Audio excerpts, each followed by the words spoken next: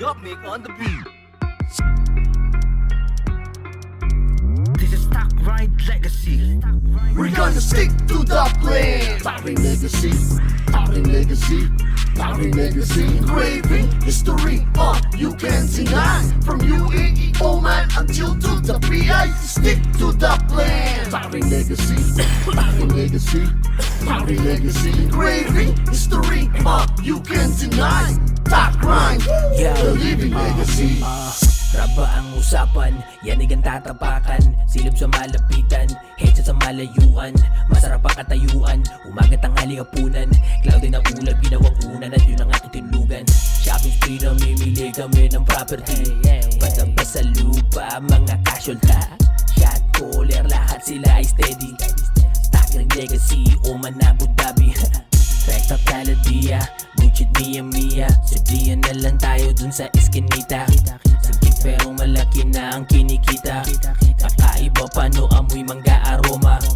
Sige bomba bago magka-trauma. Sobrang kinang, akala mo kroma. Saludo, respeto, mga ko sana una. Gabayan nyo aming pluma at manibela. Muli akong tumugon mula sa imbitasyon. Ito'y kolaborasyon na masiniksik sa aksyon. Aming galawan ay lumawa pati na koneksyon. Mga awitin na gustungan ng aming binaon. Sa disyerto nagbunga ang aming pagsusumikap. Pangalang takboy kahit saan lumalaganap. Di na pwedeng maawat maabot ang pangarap. Ang musikang rap matagal ko nang inakap. Dito naging matibay at maraming natutunan. Kahit na apoy tutulan sa tunog na nahiligan. Handang makipagtagisan sa laro ng balagtasan. Makalumamang estilo ang bitbit ko sa bagsakan. Tuloy lang sa ambag ang pangalang nakalinya. Legacy ang binuo hanggang ito ay magmarka. Sama-samang umusbong ugat puno hanggang sanga. Abu Dhabi represent, one click on the fire. We're gonna stick to the plan. Powering legacy, powering legacy, powering legacy. Engraving history, you can't deny. From UAE, Oman until to the PI. Stick to the plan. Powering legacy, powering legacy, powering legacy. Engraving history, you can't deny. Top grind, the living legacy. Master G pangalan ko, ngayon ako naman ang bubuga. Wala akong pake kahit sino ka pa, bagon man ako sa industriya. Batas Dubai represent, and don't make me an argument. Kasi baka mamaya mag-iisa ka na lang ng compliment. So, you don't you pretend na kaya-kayanin nyo lang ako. Batanggin nyo itong naging may balisong tangan sa kamao. Handa ako makipagsabayan kahit pa yan ay physical. Ang tatak mo yan sa kokote mo, sabay halik mo sa mga pako. We're gonna stick to the plan. Powering legacy, powering legacy, powering legacy. Engraving history, you can't deny. From UAE, Oman until to the PI. Stick to the plan. Powering legacy, powering legacy, powering legacy. Engraving history, you can't deny. Top grind, the living legacy.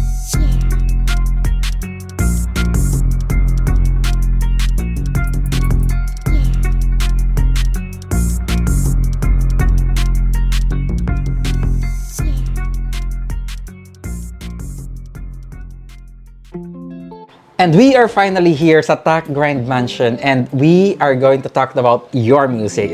Your boy Lime G's music. Grabe sir, yung yes, transition sir. natin from the hotel to the Mansion, studio. yeah. The The studio. mansion, Yeah, actually. yeah. So I want to talk about Tak Grind Legacy. Okay. I want to get started with how it started. But of course, tama ba yung iniisip ko na because of you kaya nagkaroon ng Tak Grind? Yeah. Nagsimula ang Tak Grind way back 2017 sa UAE, sa Abu Dhabi.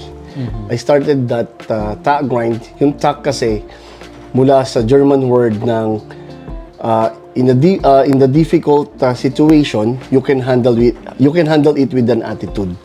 So connected sa music, sa buhay natin, na kahit anong mangyari, kaya mong i-handle siya as a Tak. Then grind as like a hustle, trabaho. Ayun, tapos yung legacy yan natin. So pinagsama-sama ko siya. Nagsimula ang Tak Grind, bale ako, tapos kinuha ko kinausap ko yung dalawang kaibigan na si 1H tsaka si Delgado, si Master G. So kaming tatlo nagsimula sa Abu Dhabi.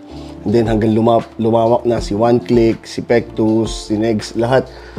Marami na naging Tak Grind Legacy in Abu Dhabi. And then, opportunity comes, yun nga, nag-transfer ako dito sa Oman.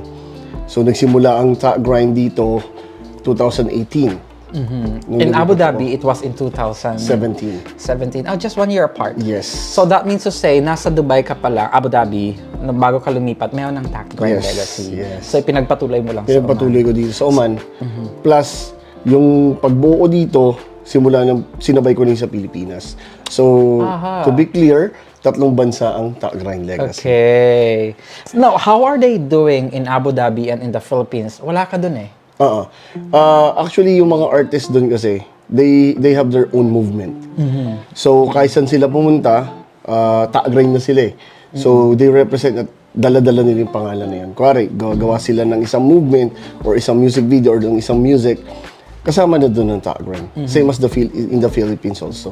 Patuloy kaming kumukuha ng mga artists, which is, ang layunin kasi, yung sa sarili ko noon, nung tinayo ko to, sabi ko, gusto ko magkaroon ng grupo yung mga artists mula underground hanggang mainstream. Tapos yung mga, alam mo yun kasi, nawalan ka ng apoy. Alam mo yung eagerness mo dati, tapos bigla ka nawalan ng apoy. Yeah. Tapos gusto ko masilaban ulit yun para mag-ano ulit sila, mabuhay ulit. So yun yung isa sa purpose ko kung ba't So nabuhay basically, you're giving them a platform Yes. to be able to Yeah, do tama. what you are passionate Oo. about. Nagsimula kami sa sa pagiging simula sa mga rappers. And then ngayon dito sa Oman, meron na tayong mga banda which is yung Tack Grind Legacy V2. Tapos sabi ko nga magkaaroon pa kami ng mga DJs, dancers, graffiti artists and everything, beatboxers. Gusto ko lahat sama-sama na eh. Kumbaga mga musikero. So Tack Grind, indeed, literally, is a legacy. Yes. Ito ang legasiya ng grupo. Yes. Para sa lahat ng mga passionate sa music, sa Yes, banda, yes. sa rap and all. Kasi ang isa sa pinaniniwalaan ko, lilipas tayo eh. Yeah. Mawawala tayo sa mundo. But yung music, yung movement natin, lalo ngayon, social media, all naka-video na. Darating ang panahon, mawala man tayo, may mga taong makakakilala, makakaalala sa atin, ito pala yon, sila pala yon. Lalo sa anak ko, yan yung personal goal ko sa sarili ko na kahit dumanda na ako, na kahit mawala na ako sa mundo, may anak ako na makikita nila sa YouTube o sa mga videos na, ito yung tatay ko, na kahit papano, may pagmamalaki nila ako. Alam mo yun? You are trying to set an example to your Yeah. children. Are they also into music? Yung bunso ko, tsaka yung pangalawa yun, medyo talaga sa music, mahilig sila sumayaw, Okay. kumakanta-kanta rin So sila. sa batang edad nila, they are already exposed to music. exposed sila sa That music. brings me to my next question to you. Gusto kong ibalik kita doon sa pagkabata mo. How did you get started into music? Paano kang na-introduce sa, hey, I'm gonna be a rapper one day? Yeah. Noong una kasi, syempre, yung mga influences, nakakinig ako ng mga, yan, sila Andrew E., sila Francis M., Yeah. sila Michael V., yung mga yan, yung mga grupo ng mga hip-hop na yan dati. And parang, sabi ko, tapos yung mga Amerikano, sila Tupac, nakikinig na ako nun, sa Marinduque pa ako. Tapos, pag nagsusuot ako ng damit, ewan ko Pati gusto ko yung yung fashion sense Oo. mo, doon mo nakuha. Gusto ko yung loose. Okay. Sinusuot ko yung damit ng tatay ko, nagagalit yung tatay ko, sabi ko, sinusuot yung damit ko. Yeah, I Ang remember laki, that. ang laki. Yes. Tapos nagaganoon ako, parang, ano ba yan? Hindi maganda, bala. Tapos pantalon ko, gusto ko lagi malaki. I don't know, bata pa ako, gusto ko na ganun manamit eh. At the beginning ba, nakakuha ka ng support knowing na ganito yung gusto mong pananamit, ganito yung music na gusto mong i-pursue? Noong una, sa sarili ko lang. Siguro para sa sarili ko, parang, yun nga, mas gusto ko yung malalaki yung damit ko, mas komportable ako gumalaw, mas dala ko ba, parang ganun eh. Hindi ko pa alam yung word na hip-hop nun. Okay. Nung bata ako, hindi ko alam yun. Hindi ko rin alam yung rap. Basta gusto ko sunod-sunod yung salita ko. Mabilis. Tapos, mabagal, mabilis. Tapos gusto ko, laging malaki yung damit ko. Laging ganyan. Hanggang nung medyo nagkakaedad na ako, parang sabi ko, natuklasan ko, yun pala yung kultura ng hip-hop. So, pinag-aralan ko saan ba nagmula ang hip-hop, galing sa mga black people, inadapt ng iba't ibang, yun. Hanggang lumalim na yung kaalaman ko, patuloy nag-aaral pa rin tayo. But, ayun nga, sa pagsusulat, doon ako nagsimula when I was grade 6. Susulat na ako na parang, ang sulat ko pa nun, yung pinakamalupit na bata, na mahagupit, yung mga ganyan. Okay, so when you were in grade 6 and you were writing all these songs, may platform ka ba where you can actually showcase yung mga sinulat mo? Wala pa noon. Walang platform. Wala pa. Wala kang circle of friends Wala na, hey, pa. listen to this. Wala kang ganon. Wala pa. Kasi nung nasa Marinduque that time, para syempre probinsya yun eh. Parang ganun lang, parang tumitingin lang sila sa akin. Okay. Ano ba itong batang to? Ba't ganyan? Tapos, rap-rap lang ako. Hindi ko alam na rap na pala yun. Nagsasalita ako, dire-diretso. Tapos susulat. Ano ba yung susulat mo? Mga ganun pa yung sa akin yun. So I can say, this is a very natural talent. No, parang ganun. You did not go to school for this. No. Walang nag-train sa Wala. for this. Wala. It just came out. Yes. Okay. Na hindi ko alam na, rap This is na pala yun. God-given talaga. It's for you. Yun. Oo, parang, hindi ko pa, tas ito yung mga ano dyan, yung nanay ko. Nagsasalita ako, blam, blam, blam. Ano ba yan? Ingin mo. Ano ba ganyan? Tapos, Sinasaway ka. sinasaway ako. Tapos may nakikinig ako. Siyempre, mga krusada that time, mga geng-geng yan eh. Yeah. Yan, mga talagang, ako ang hudyat, malupit na kidlat, yung mga ganyan. Ano ba yung pang-addict yan ah? Oo, mga ganyan, mga ganyan. So, kung susumahin mo, maraming taong ayaw. Ayaw nila. Hindi nila tanggap. Totoo. Hindi nila tanggap. Tapos hanggang napasama ako sa gang. Ayan na. Sa streets, kung ano-ano nang pinapapasok ko. Lalong tumiba yung impression ng tao sa'yo na pang-addict nga yung Yeah, ginagawa mo. mga ganun, Kasi gang, you're gang, in the gang. gang, nasa street ka, tapos yung kanta mo gano'n na. Oh. And to be honest, right now, even like in the past, growing up, I was into pop music, ballad music, but only few people are into rap. Kasi nga, pang-addict. How did you deal with that? And how do you still deal with it? Na, eto sila yung pang-addict naman yung music niya. Yeah, kumbaga syempre para sa amin, parang nakaka-offend yun, parang pang-addict, parang ganyan. So, sa akin kasi, okay, yun yung pananaw mo. Pero sa akin kasi, kultura eh. Yes. Sa amin culture yun. And may tinatawag kami yung sundalo. Maririnig ka sa underground, underground scene lang. Kami ang sundalo ng kultura. Pinaglalaban namin to. Which is, pinaglalaban namin to sa mga tao na hindi makaintindi. Yeah. Na hindi abot nila yung mensahe na gusto namin sabihin. Parang, kasi kagaya ko, hindi ko naman ginusto or hindi ako nag-wannabe. Kasi ito na yun eh, bata Yeah, pa lang ako, okay. ito na yun eh. Gusto ko na to eh. Hindi ako yung pop ako, tas rapista o rapper, banda ako. It's your tas gift. Diba? Hindi, ganun. Nagsimula ako dito, ganyan. Binabash nila, hip-hop, ganyan, puro pang-addict, ganyan. I don't fucking care, bro. Yes. So like, ito kultura ko, ito ako, gusto ko to. And sige, gawin mo yung ginagawa ko, maglaro ka ng salita, sige, tingnan na nga natin. Ay, yung mga ganun eh. Actually, Diba? if you ask me to do that, I won't be able to.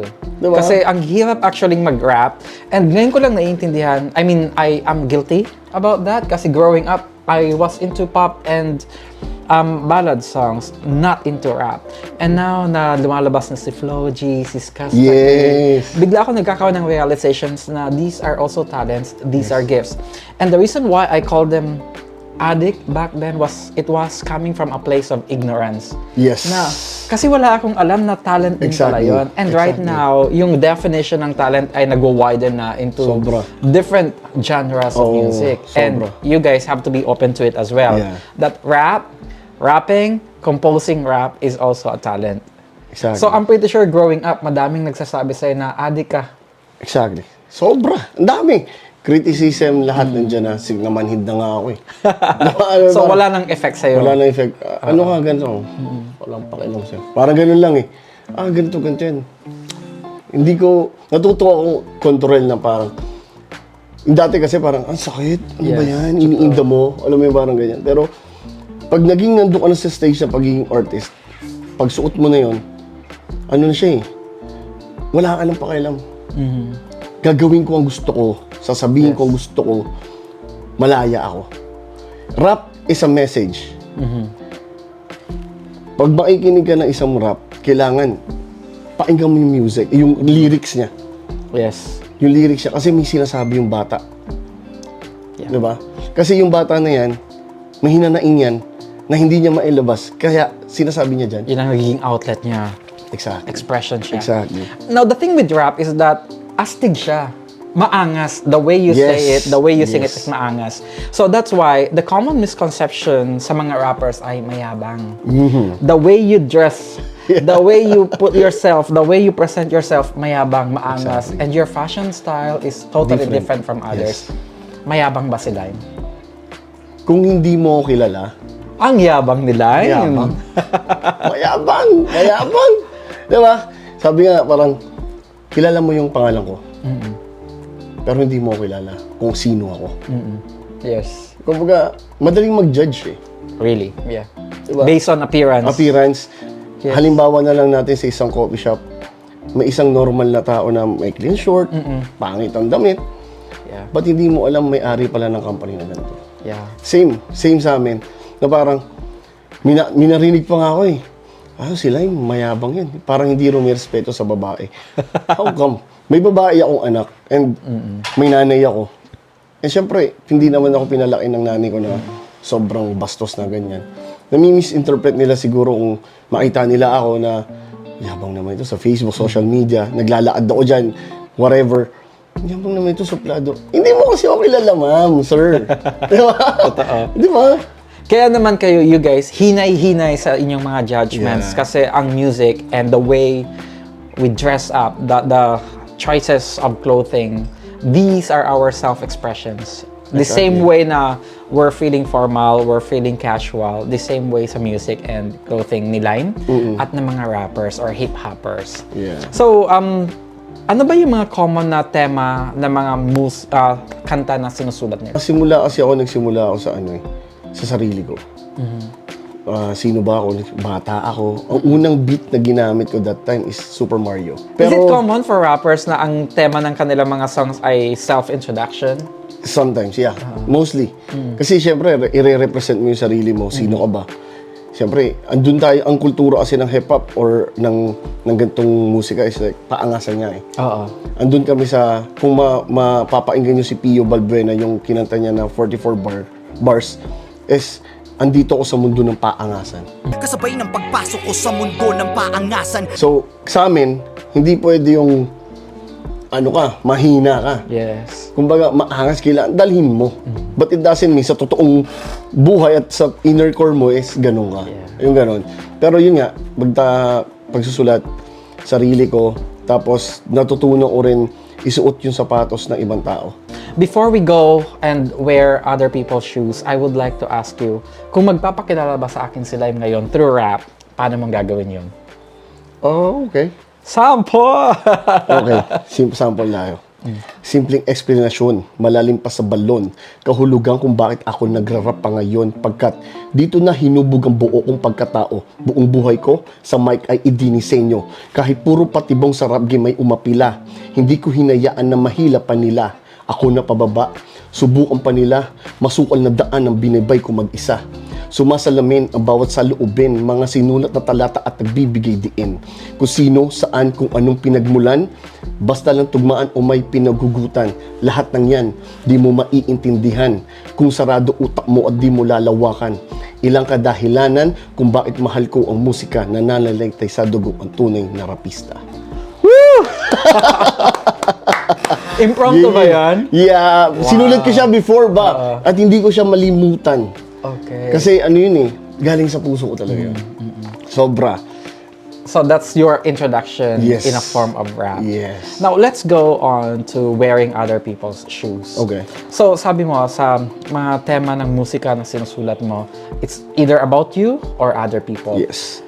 Paano mong tinitingnan ang ibang tao using your music? And how do you express other people's feelings and emotions? First of all dyan, naging observant ako. Inoobserbahan ko. Like yung isang kanta ko, like, title niya SSM, Super Single Mom. Aha, okay. I think I got the idea. It's cool. Ilalabas ko pa lang siya, but being a single mom, diba, pag tinignan mo or single parent ka, hindi ganun kadali eh. And lalo ngayon sa panahon ngayon, sobrang dami niyan. Yeah. So, may mga kaibigan ako, tropa ko na ganyan, tinitingnan ko yung buhay nila. Sobrang hirap palang maging babae na, alam mo yun, na nagtatrabaho siya mag-isa, na mabait yung babae, tapos loko yung lalaki. Vice versa, ganun din, di ba? Pero as a woman, na single mom, mahirap yun. So sabi ko, gawa akong kanta. Makikita nyo sa YouTube yun, yung Super Single Mom.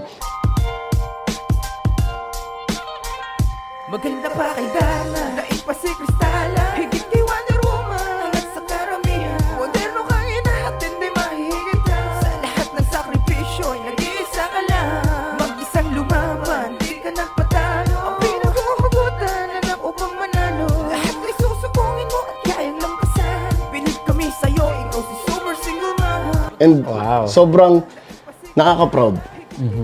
Being a single mom or vice versa, single dad, nakaka-proud yun. Doon pa lang, pagkausap ko yung kaibigan ko, umiiyak sila, may problema sila sa financial, sa mga anak nila, kasi ganto-ganto, naghahabol sa lalaki, ganun din sa mga lalaki kong tropa. Parang, okay, gawan ko sila ng inspiration song. Na parang, kahit mahirap, gawan ko sila. Pag narinig nila, gaganahan. Okay, so that's how you wear other people's Yes. shoes. So aside from, like say for example, aside from self-expression, kapag gumagawa ka ng musika, ano yung pinaka-ultimate goal mo when you write songs, when you compose raps? Ano yung ultimate goal mo? Usa, yung mensahe. Kung ano yung gusto kong iparating, syempre, gusto kong maano yung puso eh. Matatamaan yung puso. Maiintindihan nila. Although hindi sikat, hindi siya sumikat, it's fine. Pero para sa akin, kada gawa ko ng kanta is obra yan eh. Yeah, true. It's a masterpiece. It's a masterpiece na parang hindi ko yan pinulot na okay na to, hindi. Pinagpuyatan ko yan, pinag-isipan ko yan. Hindi mo ma-appreciate, fine. Yeah. Some people will going to appreciate it, but thank you. Yeah. Diba? So, para sa akin, sobrang yun, ginto sa akin yun. Anak ko yun. Kumbaga, kung may anak na akong physical, yun to, mga anak ko rin to. Yeah. Yun, so, yung ganun. So this should be an eye-opener to all of us kasi ang mga manunulat ng kanta, katulad ni Lime, when they write their songs, it's actually a product of their experience, their hard work, their talent, and their message to the world. So, again, kalma, hinay-hinay sa mga judgments natin. Like, if you have nothing good to say about it, then don't say anything bad about it. Kasi produkto po ito ng kanilang pawis, talento, at paghihirap, experiences. So, we have to learn to be more appreciative of people's talents kasi they come in different forms, right? Tama. Ano yung creative process mo? Pag ganyan, mostly kasi yung pag magsusulat ako, madaling araw. Bakit madaling Gumagana yung utak ko sa madaling araw. Hindi ko alam, minsan. Minsan naman, parang nakaupo lang ako or nagbabiyahe ako. Minsan nagda-drive. O kahit even nasa kubeta ka. Yeah, when it comes na, like, di ba, here's an idea. Biglang magpapapak. Ganto. Okay, ayos yun ah. Ulitin mo yun. Kailangan mo maisulat yun. Kailangan mo agad mailagay mo sa phone kasi hindi mo na siya mariremember. Hindi mo siya matatandaan. So, ganyan ako nagsisimula. Or minsan, brainstorming. Patugtog ako ng mga rap song, iba't ibang kanta. Iba't ibang kanta yan. Para pumasok yung mga nila, yung vibes. Kasunod, magbabasa-basa na ako yan. Yan. Pag medyo, na ako, warm up na ako, freestyle muna ako. Tapos biglang, okay, sulat. Sulat. Minsan, mangyayari. Andun ka na sa kalagitnaan ng verse, biglang, ang pangit. Tapon. May mga ganun eh. So madaming ganon. Oo. Mga trash moments. Tapos, tapon. Ulit. Teka lang, parang maganda yun ah. Ganon. So, ganun ako magsulat ng kanta. Minsan naman, isang upo. Tapos agad. When When you're really in the mood. Exactly. Meron akong sinulat, pinakamabilis ko siyang naisulat is Kanta kay Lord. Na nasa YouTube ko din yun. Sobrang bilis ko siyang sinulat, bro. Nasa kubeta ako nun, Ano bang pinagdadaanan mo nung sinulat mo yun? Nung nasa UAE ako. It was like you talking to Yes. God. Yeah. I think it's easier that way. And that's my promise to him before. Na parang, na sa CR ako, syempre, may pinagdadaanan niya ako ng mga panahon na yun. Lord, kahit ganito, alam mo yan, tuloy ako. Sige. Susulat lang ako. Tapos biglang, nilapad ko sa beat. Uy, ayos to. Natapos mo in how Tapos many na. minutes? 20 minutes, tapos na. 20 minutes? Tapos na lahat yun. Sabi ko nga doon sa kasama ko, kasi may kaulab ako doon babae. Sabi ko, sis, tapos na yung kanta ko, ganun kabilis. Tapos yung chorus niya, magsusulit pa lang siya. Binigyan ko lang siya ng ilang minutes, tapos na. And that moment, mga after 3 hours or something, recording na kami. So sabi ko, okay ito, bilis. Pag nasa mood ka talaga. Pag nasa mood ka talaga. Minsan naman, susulat ka, ilang lines. Ayun. Yeah. Actually, yan ang gusto ko itanong. May mga mental block ba? Or writer's block ang mga... Oo naman. Na walang-wala talaga. Wala, parang okay. Kailangan magsulat. May project ka, may collaboration ka. Sulat ka. Biglang wala kang maiisip. Alam mo yung parang, Nada-dry. Oo, dry ka na. Sometimes dry ka Okay, na. ano ka muna, isip ka muna ulit. After 2 days, babalikan mo yun. May mga ganun eh. Tapos, ito okay na ako. Sulat ka ulit. Hanggang matapos mo na yun. Pag natapos mo na yun, ipapolish mo siya. Pag napolish mo na siya, kontento ka na, magre-recording ka na. Ganun yung process nun. Ngayon, pag nag-recording ka, papakinggan mo yun. Hindi mo nagustuhan. Uulitin mo ulit yun. Ganun yun, bro. Grabe yung creative process talaga. Oo. No? Kasi you are your own critique. You are the first critique of Exactly. your own work. Kasi you have to be happy with it first Oo. before you give it out to the world. Kasi Exactly. if you're not happy with it, how are they supposed to be happy with it? May tinatawag kaming luto. Kumbaga, niluluto pa. Yes. Parang ganun. Hindi mo pwede siyang Hilaw. ibigaw. Sabi nga nila, Flo G, di ba? Hindi ko pwede ibigay na hilaw. Kailangan busogin ko yung mga makikinig. Yes. So, dapat ganun. So, di ba? Yung parang, sabi nga ni Francis M. that time, madaling gumawa ng kanta. Pero iba yung may sinasabi na kanta. I believe na narinig mo na to habang lumalaki ka and when you were starting with this type of music, I believe nasabihan ka na walang pera sa rap, Yeah. walang pera sa hip-hop. Yeah. How did you deal with that? I don't give a shit, bro. May pera o wala, tuloy ako. Sabi ko nga, kasal ako sa hip-hop. Sinabi ko sa sarili ko yan. And ito na ako eh. May pera, thank you. Kung wala, salamat pa rin. Yes. And, legacy. Yeah. Legacy pa rin yun. Diba? Kumbaga, mostly syempre ngayon, sino ba naman may ayaw ng pera? Napaka-ipokrito naman pag sinabi mong ayaw mo ng pera. Diba? So sa akin, syempre, naghirap ka sa industriya na to, yung mga pinagdaanan mo, diba, yung gusto mo yung mag-perform ka, syempre, kailangan mong maningil. Yes. It doesn't mean na parang mukha kang pera. Hindi po. Artist po ako. And siguro po may karapatan ako para po Yeah. to get paid. If you're Diba? good at something, Exactly. don't give it out for free. Yeah. Yun ang sabi nila. And Diba? of course, it's your passion eh. Exactly. You're fighting for your passion. So with or without money, you're doing it for yourself first and foremost. Exactly. And now, you wanna offer it to the world. Yes. Especially yung, lalo nung underground, respeto pinag-uusapan dyan. Kada punta mo sa baryo, kung saan-saang lugar, okay lang, walang talent fee. Nakaranas ako ng ganun. Kumbaga, NPA na.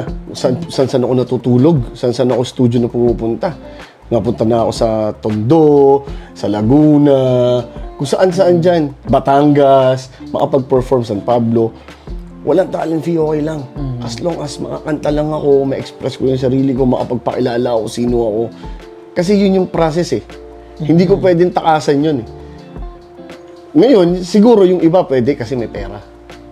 Yeah. Social media, pak, bigay ka ng ganito, kilala ka na. Kasi may pera ka. Yeah. Pero yung nung unang panahon, kaanta ka ba, isingit ka pa, sir, pwede naman pasingit po. Sa poster, lagay mo lang yung pangalan ko maliit.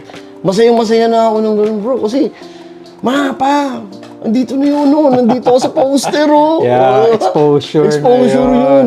Noong una, number one critic ko nun, nanay tatay ko talaga. Hindi sila naniniwala sa akin. But now, thank you. I understand. Yeah. Parang kasi, Discourage ka nila nung bata ka. sobra. Naging rebelde ako kasi wala naniniwala sa akin. And sa street, nakuha ko yung comfort zone, yung attention, yung love, that the way it is sa street, tapos yung respect. So, doon ko ginugugol, sabi ko nga sa'yo kanina, pag nasa labas ako ng bahay, gang tayo bro, gangster tayo. Pero pagdating Pag mo nasa sa work, bahay, professional. Oo, professional sa bahay, iba ka. Kasi, iba yung ano ng tatay mo eh. Yeah. Di ba? Ganun yun eh. Yeah, you're the quiet version Yes. of Line. Pero, syempre, tumanda na tayo. Ngayon, natatanggap nila, nakita nila. Sabi ko, may interview ko, ganyan. And gusto namin mapanood, ganyan. Tapos, syempre ngayon, binabayaran tayo kahit pa paano. Isesend ko rin sa kanila yun. Kumbaga, yung pinaghihirapan ko, syempre, bibigay ko rin sa kanila. Whatever it is, family mo yan. Number one hater mo sila, o ngayon, Yeah. That's a good validation actually. Diba? It's nice to get validation from people who did not believe you at first. Exactly. Yun ang pinakamagandang kasi like you persevered, hindi ka nag-stop even though punong-puno ka ng mga tao sa paligid na walang future yan, walang pera yan, walang magandang patutunguhan yan, and yet here you are still doing it. Even sa mga babae na nililigawan mo dati, yung family nila, Ay, rapper ay, lang. rapper yan, ano ba yan? Hip-hop yan, mga ganyan. Walang ano yan, walang patutunguhan ng buhay yan. Yeah. Ay, syempre, hindi naman nila alam, hindi ka naman nga nila kilala. Yeah. Syempre, may personal Misconception. goal. May personal goal ka rin. Nakikita nila yung pagiging rapper mo, hindi mo naman alam yung tunay na gusto na buhay ko. Ay, parang Oh, ngayon alam niyo na ha. Alam niyo na. So, be open-minded din naman. Try to understand people's talent, people's passions. Yes. And I want to ask you, kasi I understand na yung talent mo very natural. It came out naturally. It's a God-given talent. And part of life, of course, life is not fair. Exactly. Right? Nakikita mo sa mainstream media, nabibigyan ng big break, yung mga kahit wala namang talent, may connections lang. And then when you watch their music videos, paano naging rapper to? And then here you are and the other talented, really, really talented artists na hindi nabibigyan ng break. How do you feel about that? Siyempre, ano yun eh, masakit. Siyempre, sino ba naman, hindi naman tayo plastic na tao na hindi sila maano. Pero, you need to accept na hindi talaga fair ang buhay. Yeah. Lalo ngayon, manimigin, pera. Yeah. Kailangan malawak utak mo eh. Wala eh. Meron silang mas madali. Kasi, sa lugar natin, tsaka sa Pilipinas, malaki yung movement eh. Sa Pilipinas kasi, malawak eh. Collaborations, alam mo yun, madali silang makagalaw. Pero dito tayo, maliit eh. Kumbaga, mahirap. Kung tutusin, mahirap. Pero yun nga, yung sabi mo, yung sumisikat na mga ganun. Respeto tayo doon kasi movement nila yun eh. Yeah. But, iba pa rin yung sasabihin mo, ito talaga may talent. Yeah. Diba? Sabi nga nila, may mga nagsasabi nga ngayon sa hip-hop na paastigan na lang, paangasan na lang ang dating, pera-pera. Well, yun yung ibang part. But it doesn't mean lahat ganon. May mga artist na talagang like Flo G and Iskastakli, halimbawa na lang. Dati binabash yung mga yan. And before, I'm a rapper also, sino ba itong mga batang to? Even ako sa sarili ko, hindi ako plastic na, sino ba to? And nung narinig ko sila na nag-rap, what the Amazing. fuck, bro? Marunong, mahusay itong batang to. And they gain my respect. As a rapper and an artist, pag pinakinggan mo talaga sila, mahusay to. Doon mo mabibigyan yung respeto.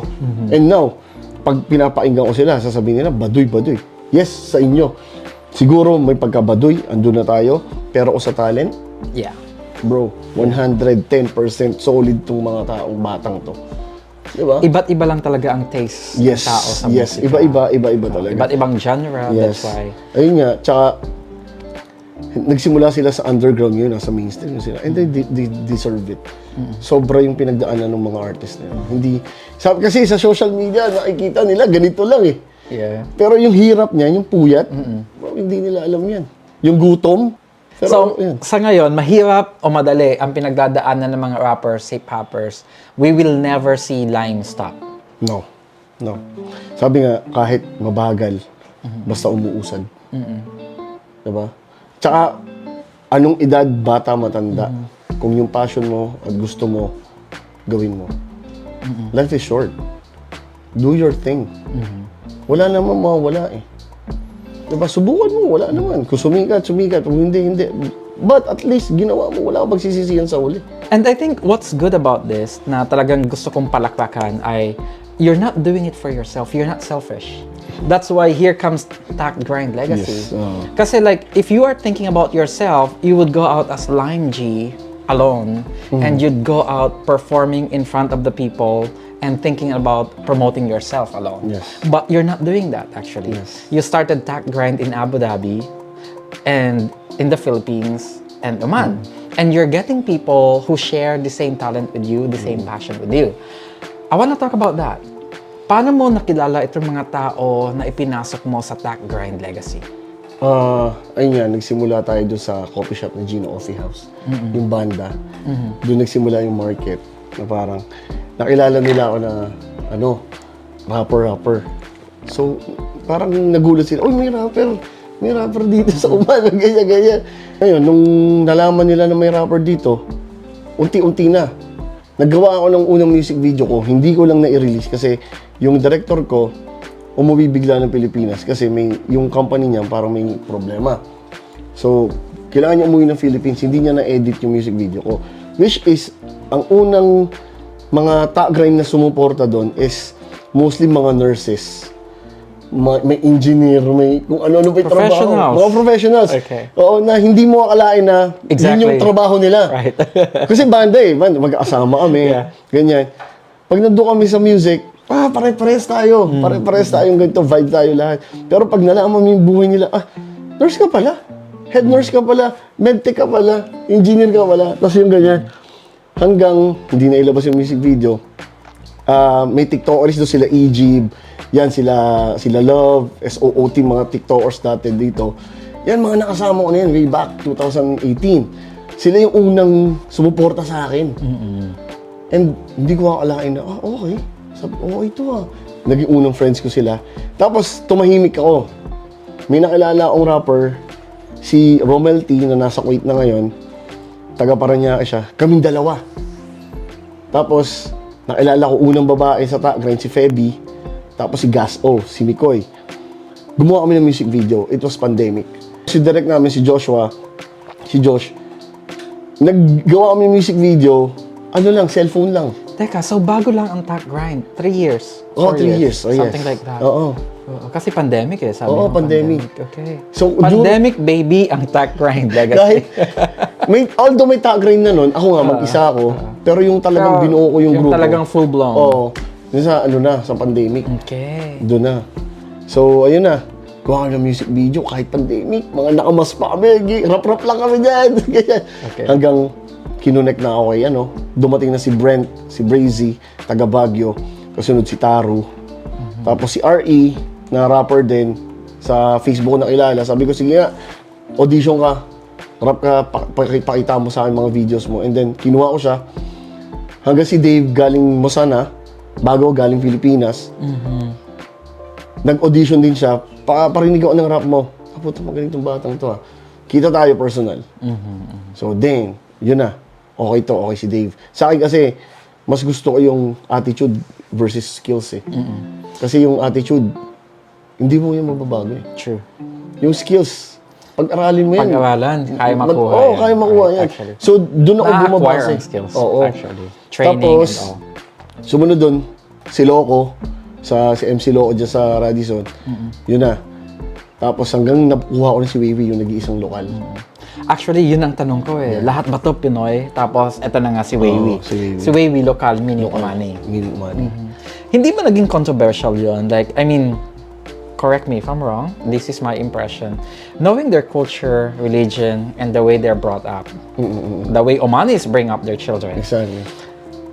And the nature of rap and hip-hop is way too far from their culture Sobra. and their upbringing. Oo. Paano nag-deal yung parents ni Wavy dito? I think nagkakaroon siya ng struggle din kasi syempre sa kultura nila. But itong si Wavy, makulit din Yeah. So gusto niya rin He has to constantly explain himself to parents. Kumbaga, ito yung gusto ko. Nakikita ko sa tao kasi, and Wavy is very good guy. He's a very good man. With a passionate also in music. Gawa siya ng studio niya. Nakita ko, may mga kanta na talaga siya dati. So he also writes Yeah. raps. All the Tagran Legacy, they are writing all their Okay, songs. composers. Yes.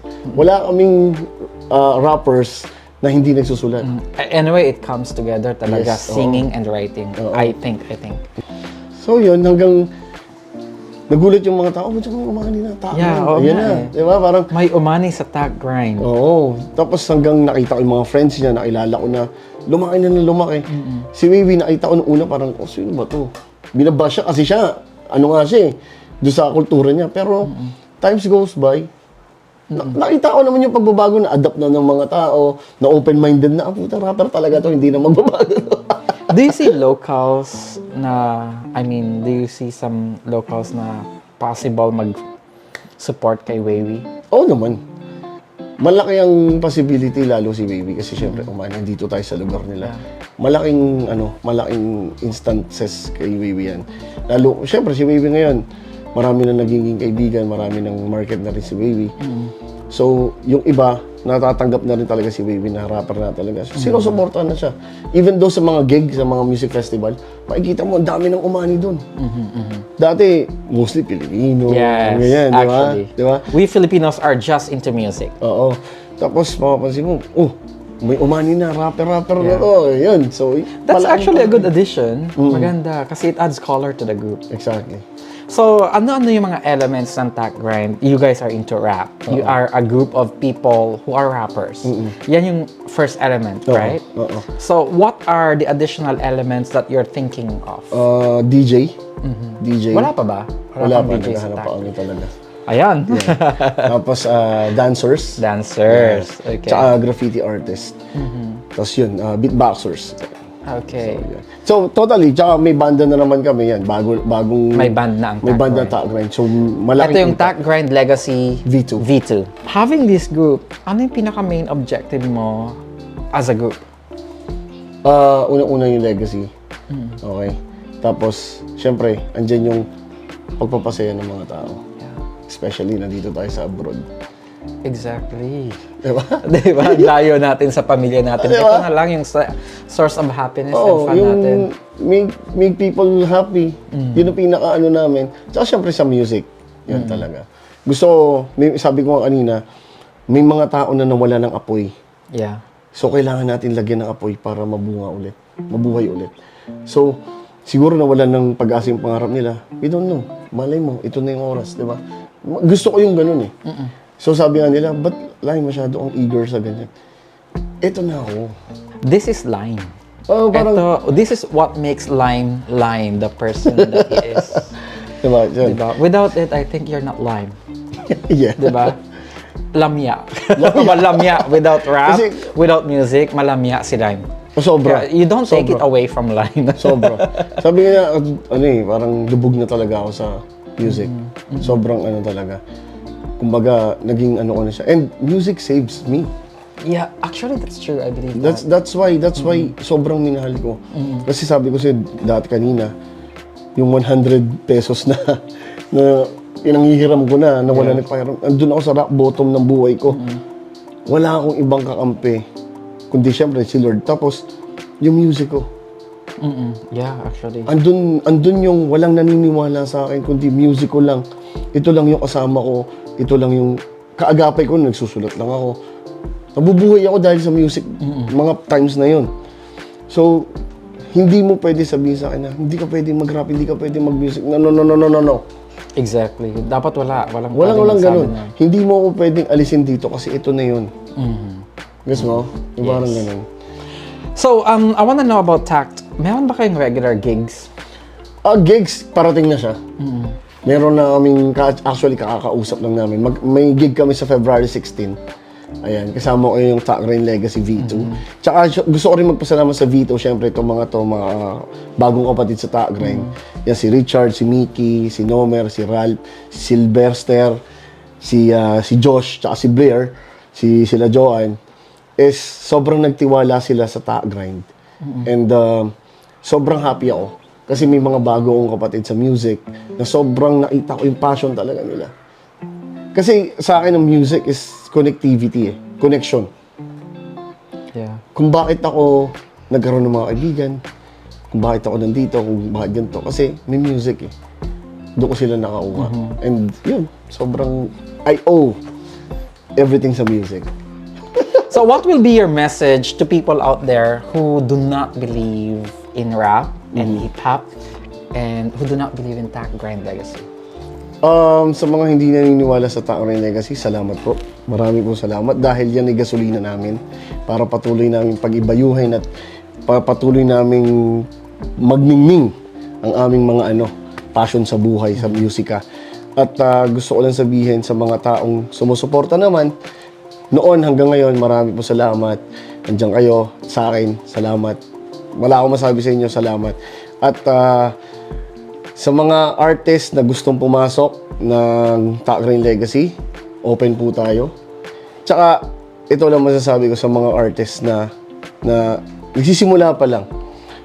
Kung iniisip mo na pinagdadamutan ka ng oportunidad or ng opportunity, tandaan mo, pwede kang gumawa ng sarili mong daan para makuha mo yung oportunidad. Hindi lang isang pinto yan, 2 pinto na pinagsarahan ka, may magbubukas. Kung ayaw nilang tanggapin ka, okay lang, gumawa ka ng sarili mong daan. Dahil balang araw, makakamit mo rin lahat yan. So, I appeal to you guys, please support Filipino talents, real natural talents talaga ito. And I know na some of you have seen Tac Grind Legacy, some of you know Lime G already. And if you still want to support them, please do visit their Facebook page right here and their YouTube channel. Tsaka shoutout ko syempre, ang Tac Grind Legacy is not just a group now. Isa siyang organization na lumalaki na, meron na kaming mga officers na nakakaisa na rin sa Tac Grind. Yan, sila Ivan, sila Kat, andyan na rin, sila Nomer, marami na mga mag-o-organize at nag-o-organize para gumawa rin ng event para sa mga kapwa Pilipino nagpapasaya dito. Yan. Thank you. Salamat po.